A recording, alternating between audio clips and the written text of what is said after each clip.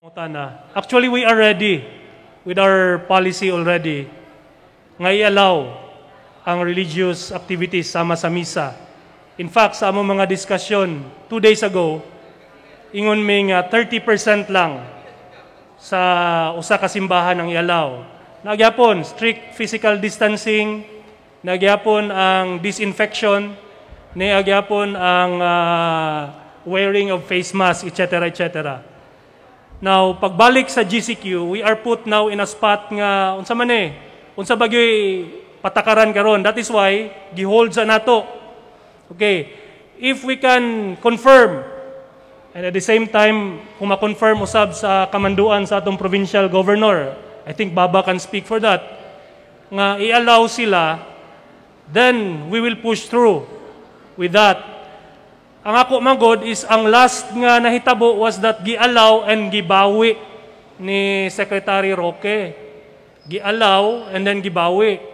So karon, to be safe lang lugar, para cautious ta kay cautious man gyud permi atong action sa city government, ang atong gi-allow is wala sa except kung dili mo subrag na pulo. Now, if naanay kamanduan ang atong provincial governor, consistent with the national policy nga pwede, then we will push through with our original nga narmitingan nga i-allow nato ang misa o religious activities up to 30% sa capacity para ma-enforcear ang physical distancing.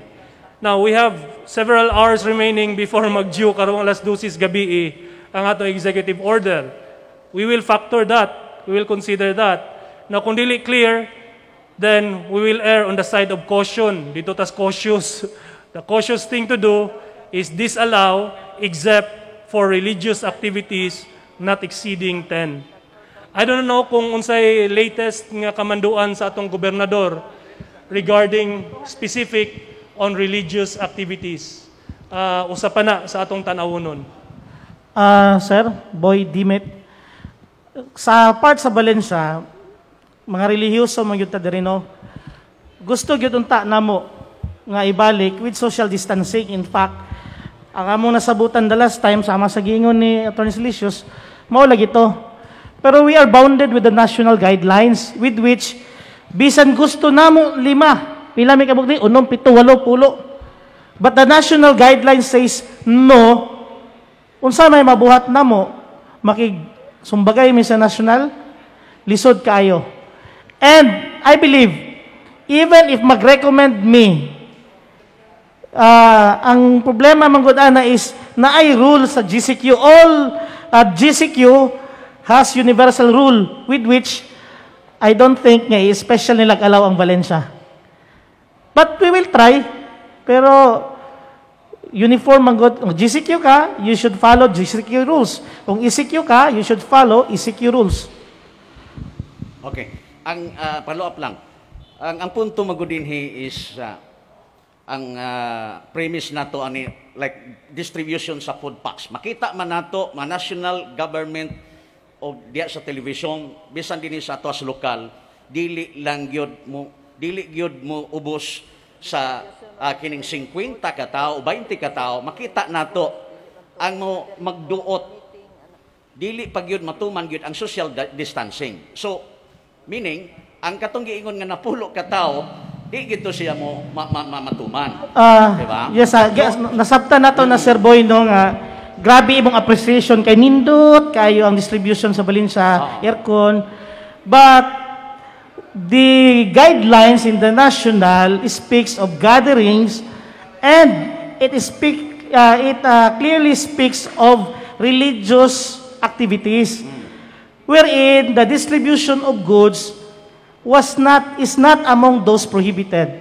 Therefore, bisan pa og 500 ka tao kung na-plaster na nimo is not muna ginang exclusion unius what has not been expressed, no? Excluded na siya. So, giklaro man, gi-express man nga bawal ang religious activities for now.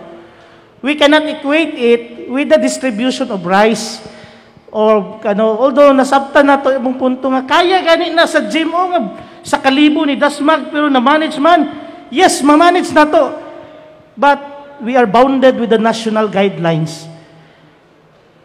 Kung 50 ka buok, kaya na mamanage. Ang problema, dili naman LGU ang mag-manage ato. Si pastor naman o si pare. Kaya ka di pastor o ni pare, disiplinahon niya mga tao nga di maginaksanay. Di ba? Sa kamingaw ba si maginaksanay? O, sa LGU, kaya na to. Kaya we have the facility. Nalang ko idugang, boy, si Father mismo o si Bishop niingon nga they will abide by the decision of the national government. So far, ang gialaw lang nato, kay nagsulat man si Bishop, apan hangyo sa mga pipila ka mga parokyano, ang katong communion rights outside of the church. So, gialaw to not to exceed 50. Di man sila magdugan kay linya raman, wala na misa. Pwede lang mag-communion. So far kato lang, wala pa nato nausab no, sa probinsya. So ilang gipaklaro sa provincial government through their letter nga willing sila all the time silang musunod sa decision sa national nga pangagamhanan. Salamat.